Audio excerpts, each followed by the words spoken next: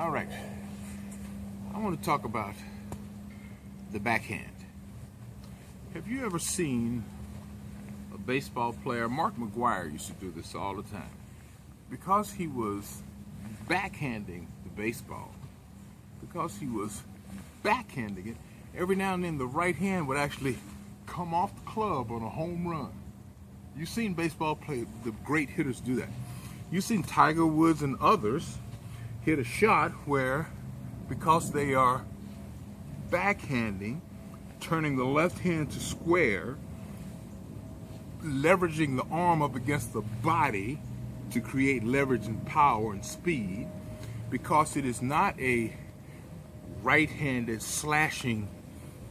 There are ways to play with a right hand, but you got to stay back here, you got to drop in the slot, get your right hand in the correct position, and then hit with your right hand. But the simpler form and the more anatomically natural form is to swing it up, kind of let the swing go now to the principle of the backhand. It was like having a karate board right here, and you were going to backhand it low, boom, not high, boom, but you were going to backhand it with a backhand turn, boom, and you're going to try to break a brick this way. So it feels like this, boom, a backhand, boom, boom. Now the lag comes when I toss it up here and give it to gravity. As it falls, I grab it with the back of my left hand and my left forearm and turn those two over like I'm working a screwdriver. That's the power of the backhand. Okay, let's look at a few of them and talk about it. Like I said, you've seen Tiger and those guys hit a great shot, boom, where the right hand actually comes off the club because the power is coming from this rotating body, this backhanding principle, this screwdriver-like effect in the hand. Slow motion any of those guys, and you see that left hand squaring and turning under. From Hogan to Rory, they all square it back here. And I think it's a backhanded swing. It's almost like it stays on my body. I pull and sling a backhand around me. By doing what I just described, you easily get the club out in front of you. You easily get the club out in front of you to this extended position, where if you're playing with your right side, it's more difficult to do that. It really is. Okay. All right, here's the backhand. Stand up tall. Good grip. Just a solid shot.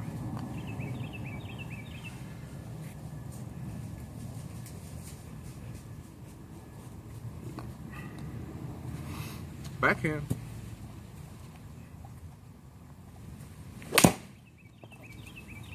Beautiful, solid shot. Move fast.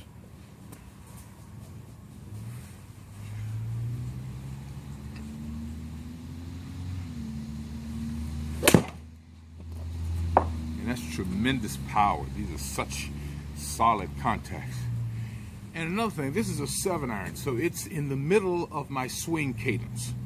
What I mean by that is the length of the club determines how fast you swing it. What is full speed? So my sand wedge, a short club, is going to feel like a fast swing. A middle iron, like the 7-iron, is going to feel like a medium speeded swing. And my driver, even though the head way out at the 44, 45, with the length of my arm 60, 70 inches away from my hands, or my shoulders, is going to be flying at over 100 miles per hour. My body with a driver should feel like this. It should feel like the slowest backswing. So now this is a middle iron. So all of these should be middle speed, middle length, backhands into the ball.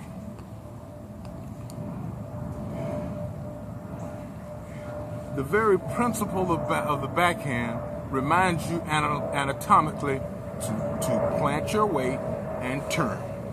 That's the only way you can backhand somebody. If you're gonna backhand somebody, you're gonna plant you're not gonna fall back and do it. If I was gonna hit somebody with backhand, would I put my hand out straight and try to do it? No, there's no speed in that. I would wrap it around my body low and plant my weight and then turn my body. That's where the speed is. So it accomplishes all the golfy thoughts just through your intention.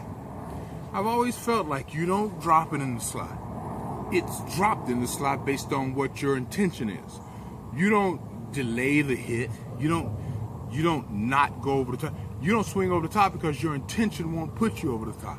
If your intention is to take your right hand and from here get directly to the ball as your target, as opposed to out there as your target, then yeah, you will come over the top because your intention is taking you there. If your intention is to rotate your body and backhand the ball, it's going to look like this. Every time. Balance. And you got to find out your, I'm a hair under 6'2", 210 pounds with long arms and long legs and a short torso.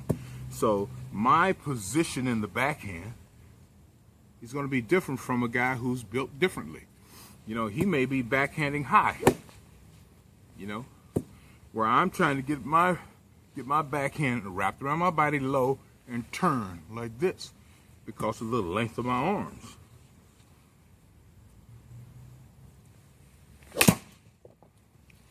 Okay, that wasn't very good. I didn't speed that up nicely because I didn't give it away to the backhand. Your thought has got to be the backhand. If your thought, your intention, your focus is the back of that left hand, everything else is going to fix it right. Back of the left hand. And that's turning into the ball with some speed now. Back of the left hand. And by thinking about the back of the left hand, I see the ball more directly. I really do. I never lose sight of the ball or sight of my target line when I think about the back of the left hand. Oh, I see them both beautifully right now. A little bit left of it. Just I can tell by the contact. Okay, let me get that same sight line again. Perfect, right on it. All right, beautiful.